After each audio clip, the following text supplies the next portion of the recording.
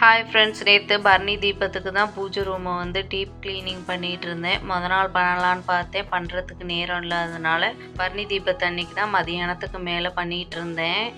எல்லா திங்ஸையும் ஃபஸ்ட்டு எடுத்துட்டு விளக்கில் உள்ள எண்ணெயெல்லாம் ஊற்றிட்டு பஞ்சபாத்திரம், அதுக்கப்புறம் குலதெய்வ சொம்பு, கோமதி சக்கரம், சோழி இதெல்லாம் வச்சுருந்த கிளாத்து எல்லாத்தையுமே எடுத்துகிட்டு ஃபுல் டீப் க்ளீனிங் பண்ணலான்ட்டு ரெடி பண்ணிக்கிட்டு இருந்தேன்.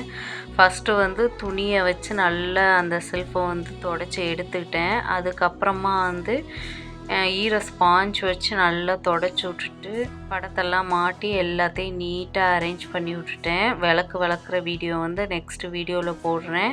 அப்படியே பழைய அகல் விளக்கெல்லாம் வந்து அடுப்பில் கொஞ்சமாக தண்ணி வச்சுட்டு அது கூட விம் லிக்யூடும் ஹார்பிக் ரெட் ஹார்பிக்கு கொஞ்சமாக மிக்ஸ் பண்ணி 5 நிமிஷம் போல் கொதிக்க வச்சு எடுத்துக்கிட்டேன்.